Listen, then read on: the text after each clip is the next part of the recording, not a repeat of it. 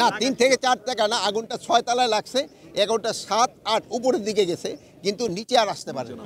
রাত 1:50-এর সময় আগুন ধরে এবং আমরা 1:52-এর সময় মেসেজটা পাওয়া যায় ফায়ার সার্ভিস এবং 1:54-এর সময় তারা চলে আসে।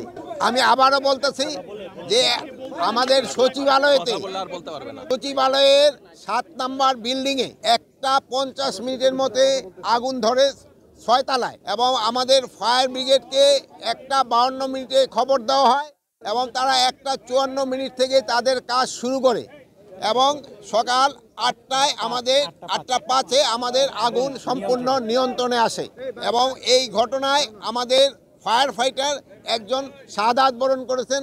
আল্লাহ তাকে বেহেশত নসিব করুক। ইন্না লিল্লাহি ওয়া ইন্না রাজিউন।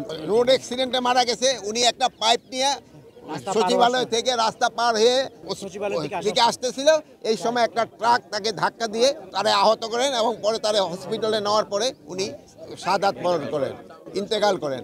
আর এর সাথেও আরও 2-3 জন সামান্য আহত হয়েছে, তারা সবাই সুস্থ আছে।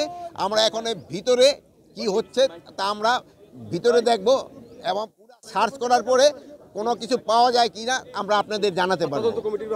আর এটার ব্যাপারে আমরা একটা তদন্ত কমিটি গঠন করে দিচ্ছি। ক্যাবিনেট সেক্রেটারি অলরেডি ইনস্ট্রাকশন দেওয়া হয়েছে, হোম সেক্রেটারি অলরেডি ইনস্ট্রাকশন দেওয়া হয়েছে একটা তদন্ত কমিটি, হাই পাওয়ার একটা তদন্ত কমিটি করে দেওয়ার জন্য। এটা ইনভেস্টিগেশনের আগে আমি তো বলতে পারবো না, ইনভেস্টিগেশনের পরে আপনাদের আমরা জানাবো।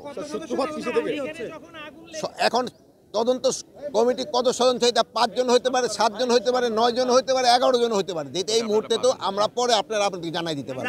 শুনেন, অ্যাক্সিডেন্ট তো সব জায়গায় হইতে পারে, এটা তো এই জন্য তো অ্যাক্সিডেন্ট বলা হয়। সচিবালয়ও হইতে পারে, দেখো তো সচিবালয়ের ভিতরে তো গাড়ি রাখা হয় না। 3 থেকে 4 টাকা না, আগুনটা 6 তলায় লাগছে, 11টা 7, 8 উপরের দিকে গেছে, কিন্তু নিচে আর আসতে পারে না। প্রাথমিকভাবে আমরা বলতে পারবো না, একটা ইনভেস্টিগেশনের পরে আমরা বলতে পারবো।